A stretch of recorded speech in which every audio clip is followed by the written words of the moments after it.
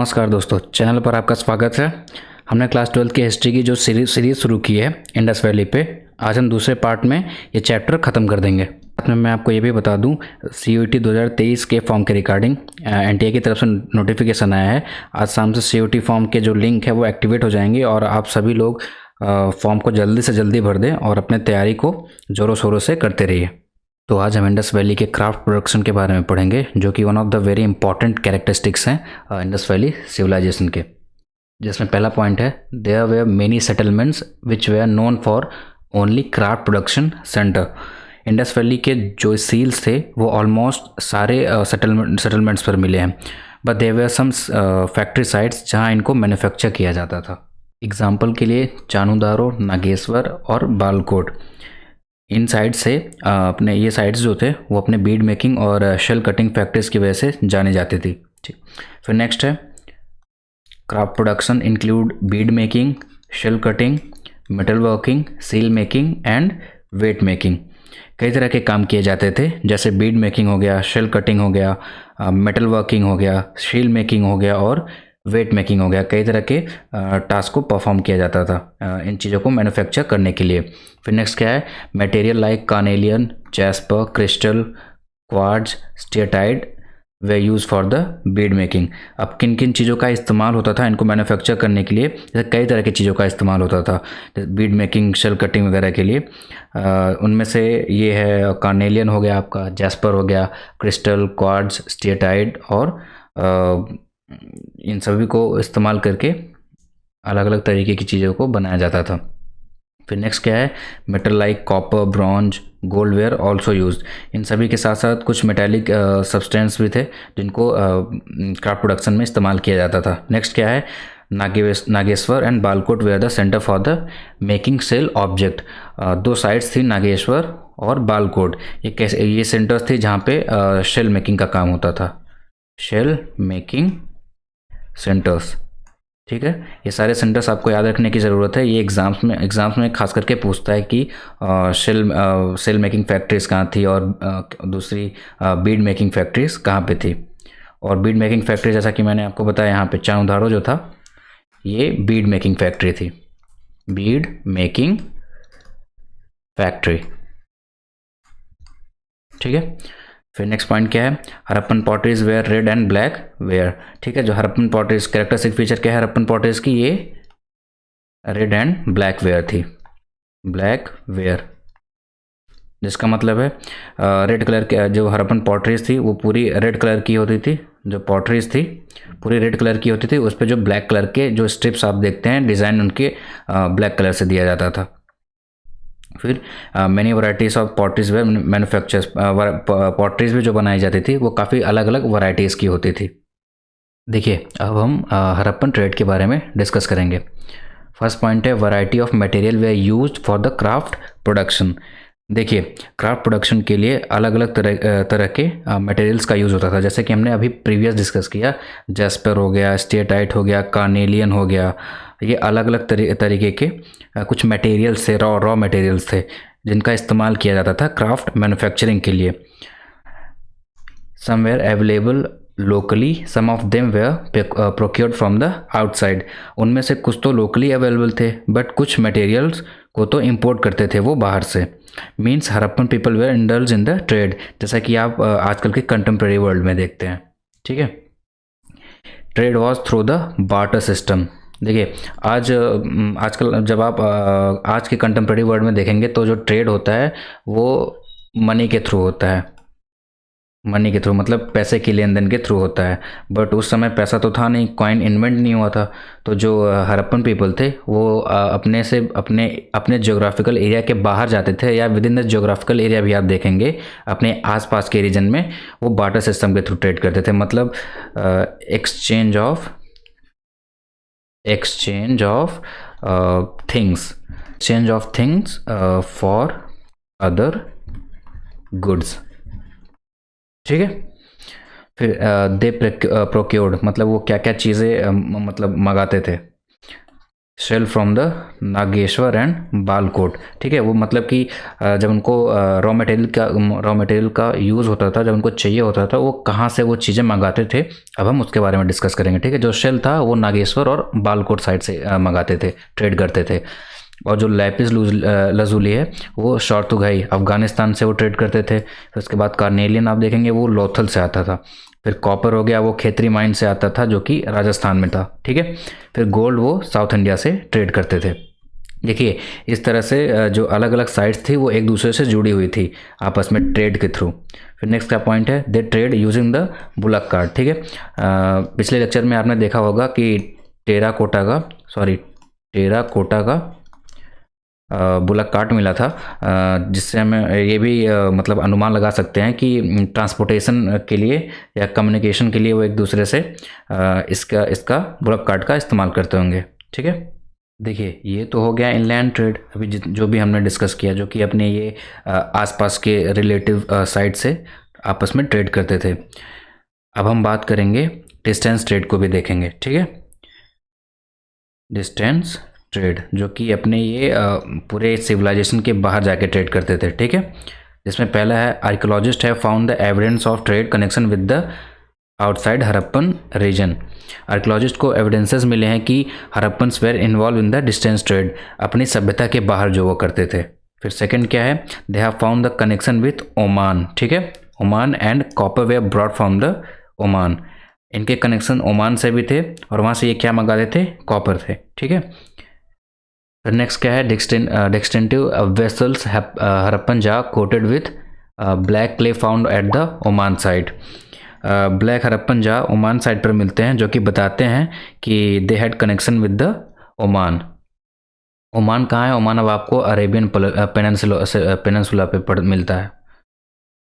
Oman कहाँ है, Oman आप अरेबियन पेनिनसुलर पे देखते हैं, वहाँ पे एक जगह है। ठीक है, देखिए आज के कंटेम्प्रेरी टाइम में मेसोपोटामिया इराक रीजन को बोलते हैं। ठीक है, फिर नेक्स्ट स्लाइड क्या है, सॉरी नेक्स्ट पॉइंट क्या है, Mesopotamian text mention contact with region name Dilmun Magan and Meluha, जो कि पॉसिबली हरप्पन रीजन के लिए यूज़ किया गया है। ये जो मेसोपोटामियन टेक्स्ट है जिसे डिसाइफर कर लिया गया है, इसमें एविडेंस मिलता है कि जो इंडस वैली सिविलाइजेशन का जो एरिया था, वहाँ के जो लोग थे वो डायरेक्टली मेसोपोटामिया रीजन से कनेक्टेड थे थ्रू ट्रेड। देखिए ये जो ये जार आपको दिख रहा है, जो ये वेसल दिख रहा है, ये वही ब्लैक कोटेड वेसल है जो कि ओमान साइड पे पाया गया था, जो कि ऐसा प्रेफर किया जाता है या ऐसा रेफर करते हैं कि ये हरप्पन जार है। ठीक है, देखिए इस पर कुछ मोटिव भी बने हुए हैं। तो चलिए हम नेक्स्ट स्लाइड पे चलते हैं। यहाँ पे दिया हुआ है नेक्स्ट पॉइंट क्या है, they mention the product from the Meluha were lapis lazuli copper gold variety of wood. ठीक है, मेसोपोटामिया टेक्स्ट में ये भी कहा गया है कि वो क्या क्या चीज़ें ऐसी थी जो कि मेलुआ रीजन से वो ट्रेड किया करते थे, मतलब कैसे उनके जो व्यापारिक संबंध थे वो कैसे थे, वो क्या क्या चीज़ें मंगाया करते थे। तो उसमें से लैपिस लजुली था, कॉपर था, गोल्ड था और वैरायटी ऑफ वुड्स वो ट्रेड किया करते थे आपस में। It is likely that communication with these places was by sea. ठीक है, वी कैन कंसिडर कि जो ये डिस्टेंस ट्रेड था वो सी रूट के थ्रू किया करता है, मतलब जो हरप्पन से वो किया करते होंगे।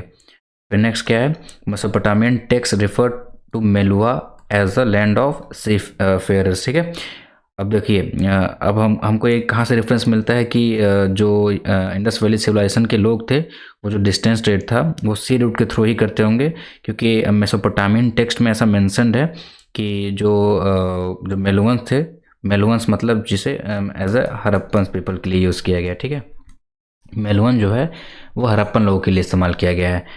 इनके लिए जो मेसोपोटामियन टेक्स्ट है वो यूज़ करती है वर्ड सी फेयरर्स। ठीक है, जिन्हें हम नाविक भी कहते हैं।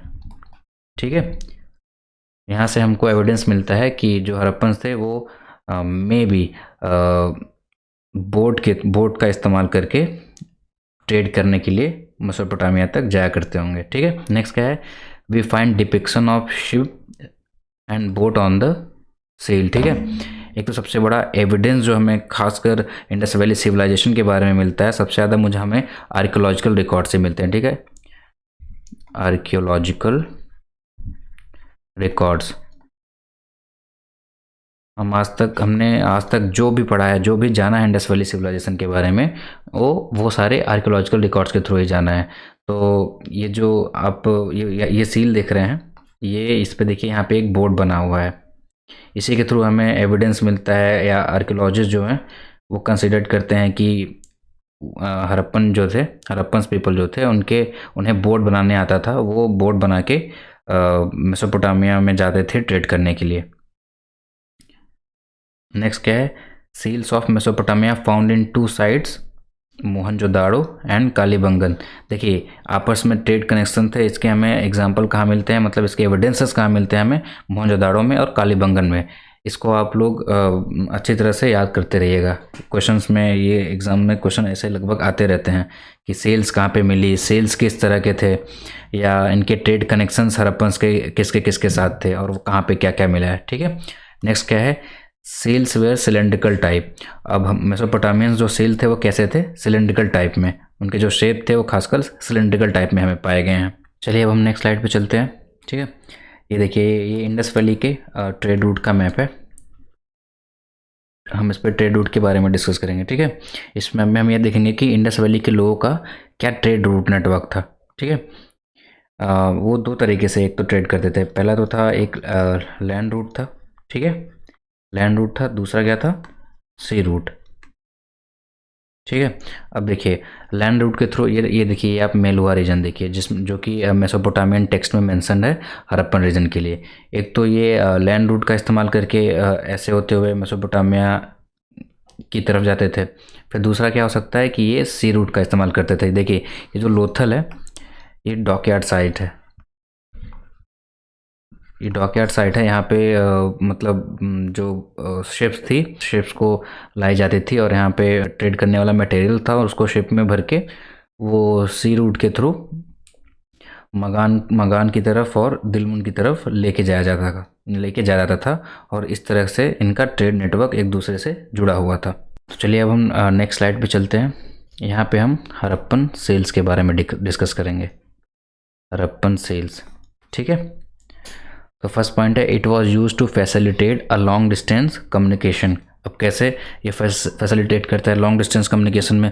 अब देखिए, इमेजिन करिए कि किसी सामान को पैक करके बैग में एक जगह से कहीं दूसरी जगह भेजा जाना है। ठीक है, और बैग को टाइटली बांध दिया गया है, ऊपर से गीली मिट्टी उसके नॉट पे लगाया गया है, जिस पे उस सील को प्रेस करके जो उस पर मोटिव छपे होते हैं उसको प्रेस करके उस पर छाप दिया जाए। उससे क्या होता है, उससे तो दो चीज़ें पता चलती हैं। पहली तो ये कि अगर वो सही सलामत एक जगह से दूसरी जगह जहाँ उसे भेजा जा रहा हो वो पहुँच गया हो, तो जो सील होती है वो टूटी नहीं होती है, मतलब कि उसे कोई छेड़खानी नहीं की गई होती है।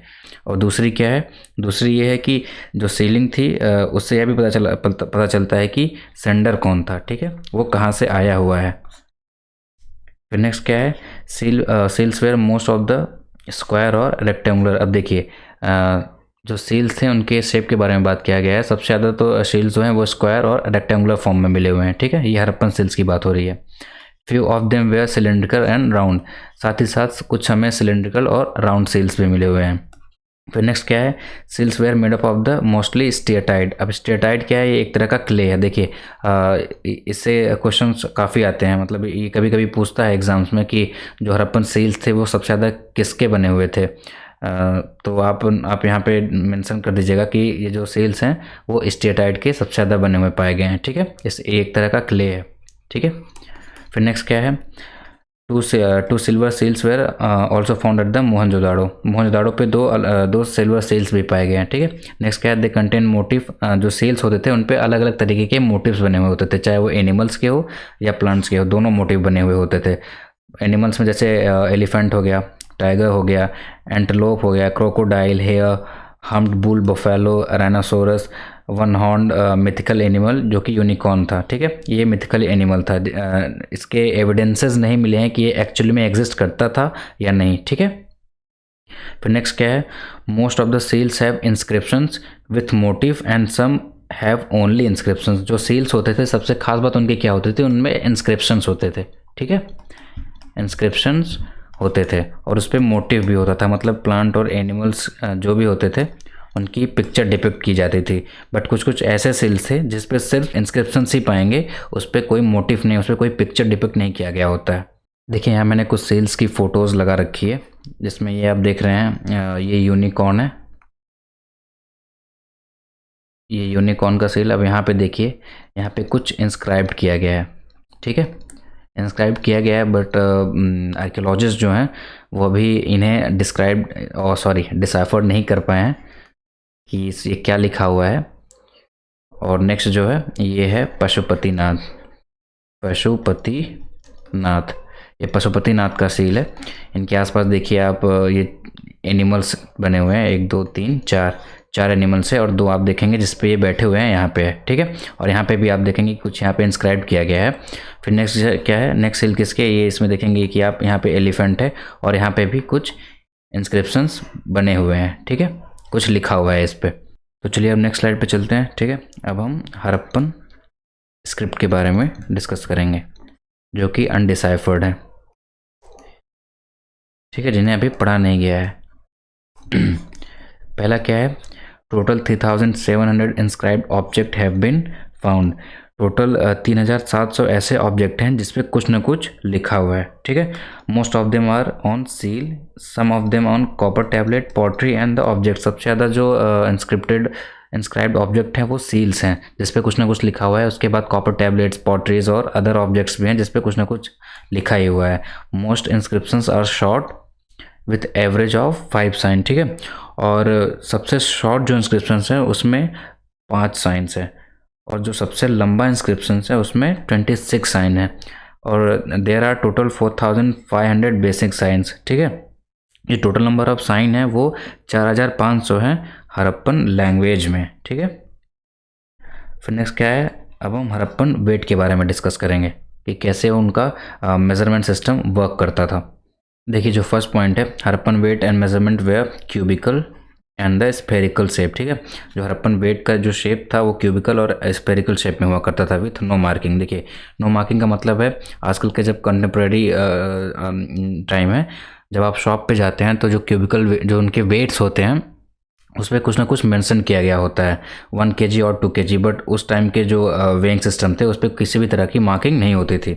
फिर नेक्स्ट क्या है, it is basically made up of shirt. जो हड़प्पन वेट होते थे, वेट जो होते थे, जो हड़प्पन वेट होते थे वो किससे बने हुए होते थे, शर्ट से, ठीक है।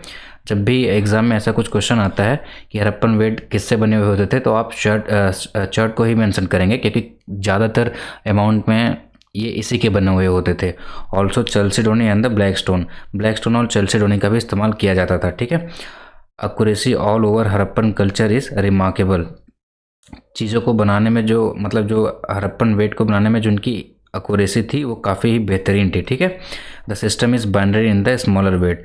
जो स्मॉलर वेट को मेज़र करने के लिए जो सिस्टम था उसको वो बाइनरी सिस्टम के हिसाब से मेज़र करते थे, जैसे 1 2 8 16 32 और 64, ठीक है। नेक्स्ट क्या है, डेसिमल इन हायर वेट। जो जब हायर वेट का उनको मेजरमेंट करना होता था तो वो डेसिमल सिस्टम में करते थे विद द रेशियो ऑफ 160 200 320 और 640 ऐसा कुछ। फिर नेक्स्ट क्या है, the largest weight found at the Mohenjodaro was the 10.865 gram. जो सबसे लार्जेस्ट इनका वेट था वो 8.865 ग्राम का था, जो कि मोहनजोदाड़ो में पाया गया था। चलिए नेक्स्ट स्लाइड की तरफ चलते हैं।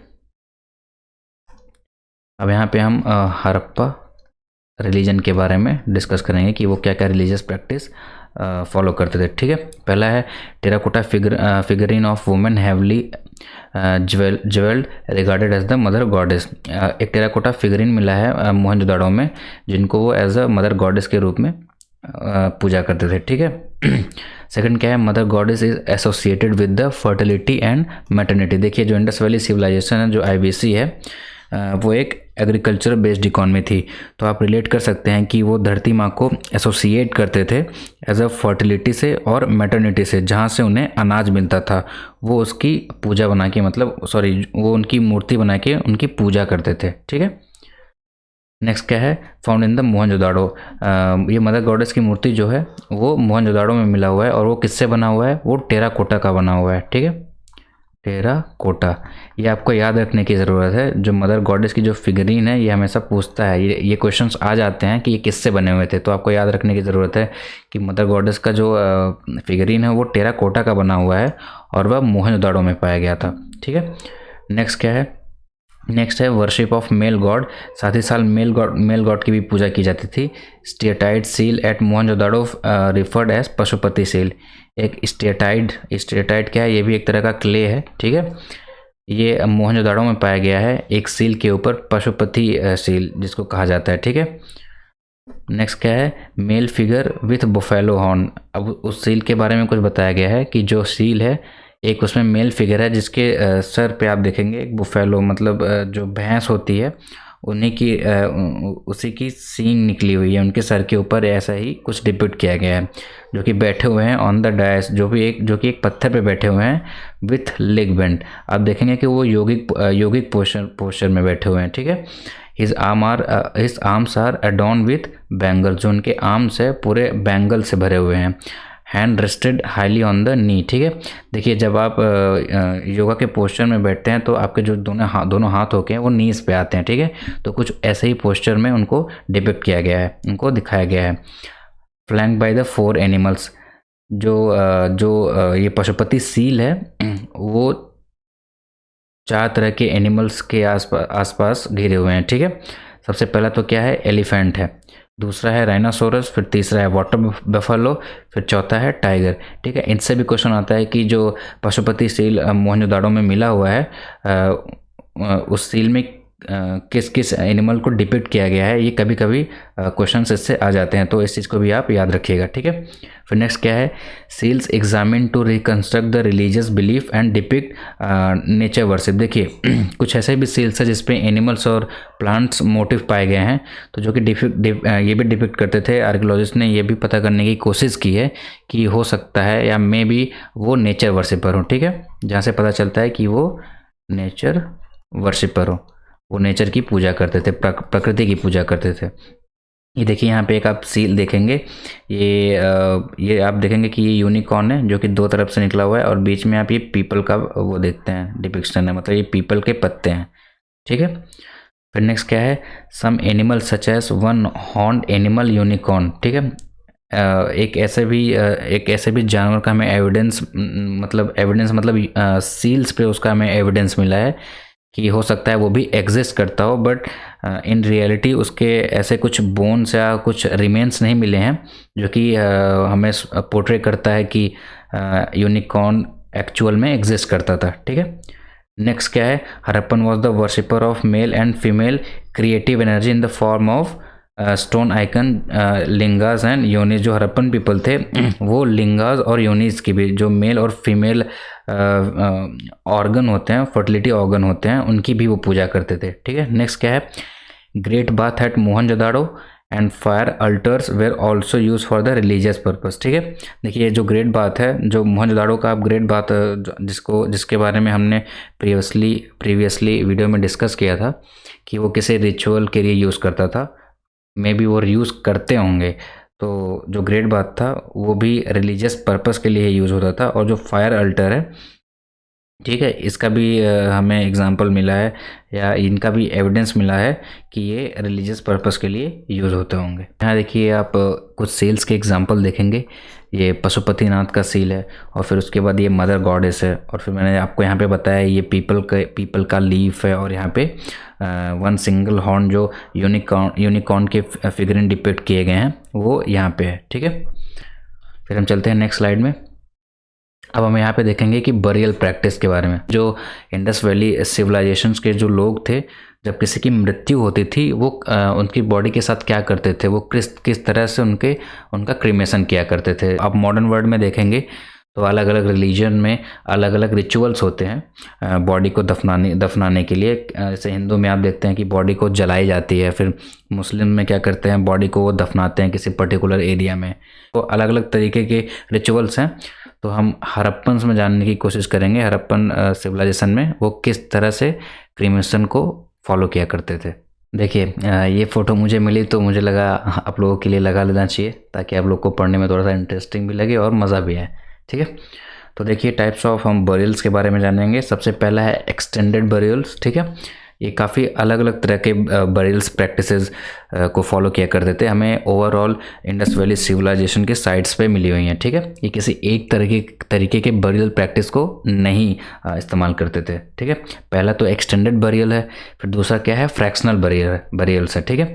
फिर तीसरा है मल्टीपल बरियल्स, फिर चौथा आता है आपका सिम्बॉलिक बरियल्स, फिर आता है अर्न्स बरियल, ठीक है। अब हम इन पांचों तरह के बरियल्स के बारे में नेक्स्ट स्लाइड में डिस्कस करेंगे, ठीक है, पिक्टोग्राफी मोड के थ्रू, ताकि आपको इजीली वे में समझ में आ जाए। तो चलिए बरियल प्रैक्टिसेस को देखते हैं नेक्स्ट स्लाइड पे, ठीक है। तो ये जो आप पहला देख रहे हैं इसे हम कहते हैं एक्सटेंडेड बरियल, ठीक है।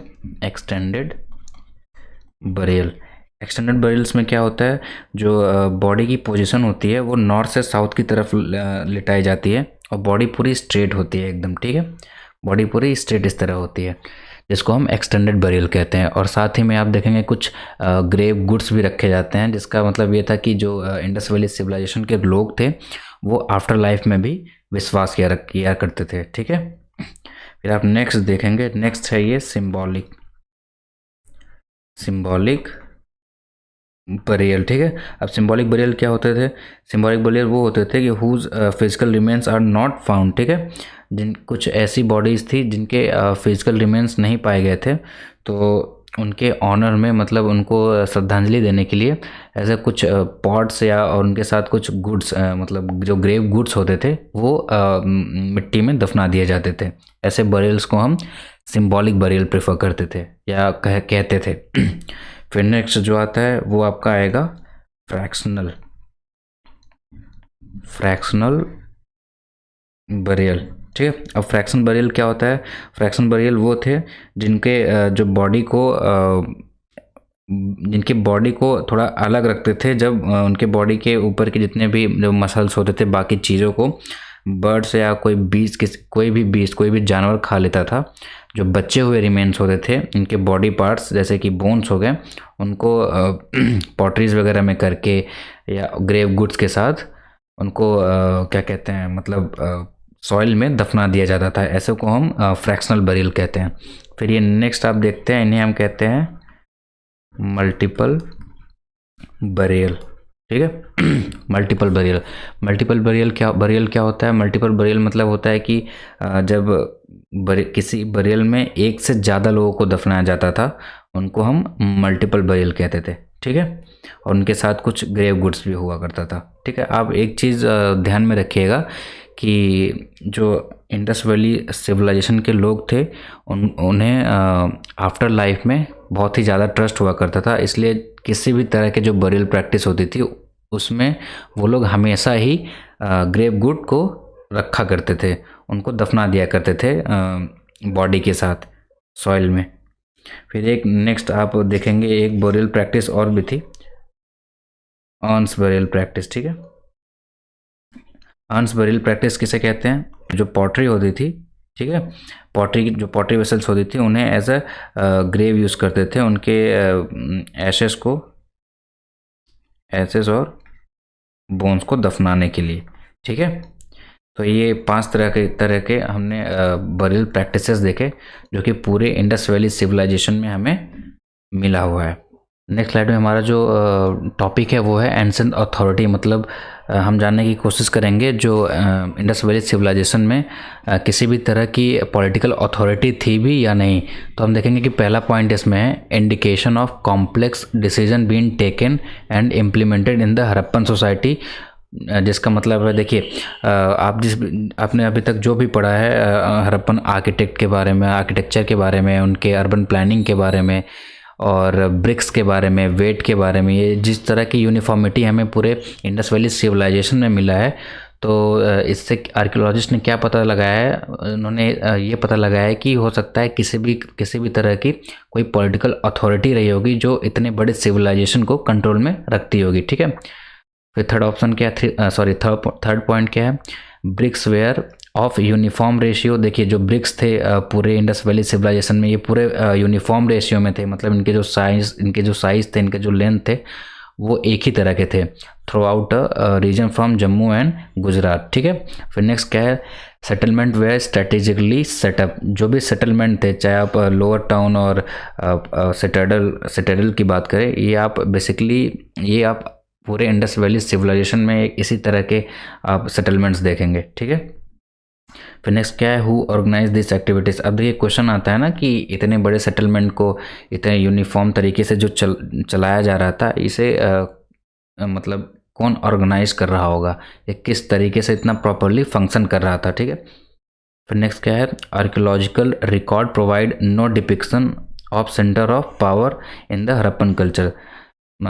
देखिए जो आर्कियोलॉजिकल रिकॉर्ड्स हमें मिले हैं उनसे भी हमें किसी भी तरह का सेंटर ऑफ पावर के बारे में तो डिपिक्शंस मिलते नहीं हैं, या कोई डायरेक्टली हमें एविडेंसेस नहीं मिले हैं कि ये सारे जो जितने भी ये वर्क हो रहे थे इनको कौन कंट्रोल कर रहा था ऑर्गेनाइज्ड वे में, ठीक है।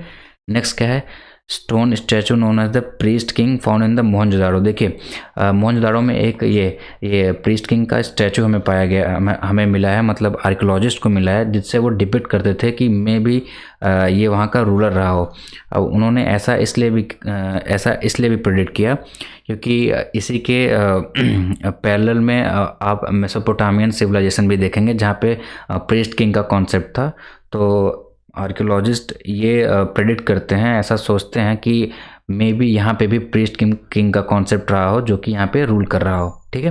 फिर नेक्स्ट क्या है, some suggest that they had no rulers. कुछ का तो ये भी मानना है कि यहाँ पे किसी भी तरीके के रूलर्स नहीं रहा करते थे, जो कि यहाँ पे सारे अथॉरिटीज़ पे, मतलब सारे लोगों पे अपनी अथॉरिटी रखता था, ठीक है। And everyone enjoyed equal status, किसी भी तरह के कोई भी रूलर्स नहीं थे और जो सभी लोग थे इंडिविजुअली अपने अपने स्टेटस को एंजॉय करते थे, अपने अपने राइट्स को एंजॉय करते थे, ठीक है। नेक्स्ट क्या है, some suggest that there were no single ruler but several. अब कुछ स्कॉलर्स ये भी हमें सजेस्ट करते हैं कि वहाँ पे सिंगल रूलर नहीं बट सेवरल रूलर्स थे, ठीक है। मतलब हर एक रीजन में, डिफरेंट रीजन में, जैसे कि हड़प्पा में एक अलग रूलर, मोहनजोदाड़ो में एक अलग रूलर, कालीबंगन में एक अलग रूलर, ठीक है। वो ऐसे डिपिक्ट करते थे कि हर जगह एक अलग अलग तरीके का शासन हुआ करता था, ठीक है। फिर नेक्स्ट क्या है, another argue that there was a single state. एक सबसे बड़ा आर्गुमेंट ये भी आता है कि सिर्फ एक सिंगल स्टेट था, मतलब एक सिंगल रूलर था जो कि पूरे इंडस वैली सिविलाइजेशन पे अपना पॉलिटिकल कंट्रोल किया हुआ था, जिसने प्रॉपरली ऑर्गेनाइज करके सारे सेटलमेंट को मतलब प्रॉपर फंक्शन में लाता होगा, ठीक है। जो हमारा नेक्स्ट स्लाइड है वो है decline of the Indus valley civilisation, कि किस तरह से इतना बड़ा जो सिविलाइजेशन था वो ख़त्म होता है, ठीक है, वो अपने एंड की तरफ आता है। तो सबसे पहला इसमें जो थ्योरी दिया जाता है वेरियस हिस्टोरियंस के थ्रू, पहला तो है आर्यन इन्वेजन, ठीक है। आर्यन इन्वेजन किसने दिया था, मैक्स मूलर ने दिया था, ठीक है, जो कि एक जर्मन ओरिएंटलिस्ट थे, ठीक है। इन्होंने कहा था कि एक बाहर से कोई ट्राइब आती है, एक ट्राइब ईस्ट से और दूसरी ट्राइब वेस्ट से, जो कि आके पूरे इंडस वैली रीजन पे इन्होंने आक्रमण किया और वहाँ के लोकली लोगों पे डोमिनेट करके उन्हें हराया, और वहाँ के जो सिविलाइजेशन थे जिसकी वजह से ख़त्म हो गई और वो कहीं और माइग्रेट कर गए, मतलब जो लोकल इंडस वैली के लोग थे वो कहीं और रीजन पे जाके माइग्रेट कर गए। फिर नेक्स्ट क्या है, नेक्स्ट है क्लाइमेट चेंज। अब क्लाइमेट चेंज में क्या कि ड्रॉट पड़ जाना या ज़्यादा बारिश हो जाना, मतलब काफ़ी ज़्यादा अमाउंट में जो इतने भारी मात्रा में जो प्रोडक्शन हो रहे थे, चाहे वो वुड्स के प्रोडक्शन हो या एग्रीकल्चर प्रोडक्शन हो, तो किसी न किसी तरीके से क्लाइमेट चेंज, बहुत ही डिजास्टर्स क्लाइमेट चेंज हुआ और चीज़ें धीरे धीरे ख़त्म होती गई, ठीक है। फिर आता है डिफॉरेस्टेशन। जैसा कि हम जानते हैं कि deforestation one of the reason हो भी सकता है क्योंकि जब हम मेसोपोटामियन टेक्स्ट में हड़प्पन का जिक्र पढ़ रहे थे तो हमने सुना था कि, मतलब हमने देखा कि उसमें जो वुड था वो भी एक्सपोर्ट किया जा रहा था मेसोपोटामिया में, और काफ़ी ज़्यादा अमाउंट में लकड़ी काटने की वजह से वन ऑफ द रीज़न था जो हड़प्पन रीजन के डिक्लाइन का कारण बना, ठीक है। फिर नेक्स्ट क्या है, एक्सेसिव फ्लड, क्योंकि ये जो इंडस वैली सिविलाइजेशन है ये इंडस वैली सिविलाइजेशन जो है वो इंडस रिवर और उसके ट्रिब्यूटरीज के आसपास पड़ी हुई थी। तो ये भी एक रीज़न माना जाता है कि हो सकता है एक्सेसिव फ्लड आ गया हो और जिसकी वजह से पूरे इंडस के लोगों को, वहाँ के जो नेटिव थे, उनको माइग्रेट करना पड़ा हो किसी और रीजन में। ठीक है, फिर नेक्स्ट क्या है, shifting and drying of the river. ठीक है, अब ये भी है कि अचानक से हो सकता है जो रिवर्स थे उन्होंने अपने डायरेक्शन को चेंज कर दिया हो, जिसकी वजह से इनको वहाँ पे सेटल होने के लिए प्रॉब्लम होने लगी, जिसकी वजह से ये फिर से इन्होंने माइग्रेट करना शुरू किया एक रीजन से दूसरे रीजन में। तो ये डिफरेंट थ्योरीज़ हैं इंडस वैली सिविलाइजेशन के डिक्लाइन पे, बट अभी भी ये कंफर्म नहीं है। बेसिकली सबसे ज़्यादा जो मानी गई, जो प्रोमिनेंट थ्योरी है, जो बहुत ज़्यादा मानी जाती है, वो है आर्यन इन्वेजन। बाकी उतना अभी तक हिस्टोरियन के बीच में किसी एक थ्योरी पे सहमति नहीं आई है कि क्या रीज़न रहा था इतने बड़े सिविलाइजेशन के डिक्लाइन होने का। देखिए, मैंने ये स्लाइड्स एग्ज़ाम प्रिपरेशन के पर्सपेक्टिव से बनाई हैं। इसमें साइट्स पर पाए जाने वाली चीज़ों को भी मेंशन कर रखा है। तो इन सारी चीज़ों को आप अच्छे से पढ़ लीजिएगा, ताकि एग्ज़ाम में कुछ भी पूछे इनसे रिलेटेड तो आप अच्छे से मेंशन कर पाएँ। तो इसके साथ ही हमारा ये चैप्टर यहीं ख़त्म होता है। मिलते हैं आपसे अगले लेक्चर में। साथ ही साथ अगर आपको ये लेक्चर पसंद आया हो तो प्लीज़ दोस्तों के साथ शेयर करें, लाइक करें और सब्सक्राइब करें। Thank you. और हाँ, साथ ही साथ अगर आपको इस लेक्चर का PDF चाहिए तो मैं डिस्क्रिप्शन में ही इसका लिंक डाल लूँगा। आप टेलीग्राम से, आप मेरा चैनल है टेलीग्राम पे, आप वहाँ से इस PDF को डाउनलोड कर सकते हैं।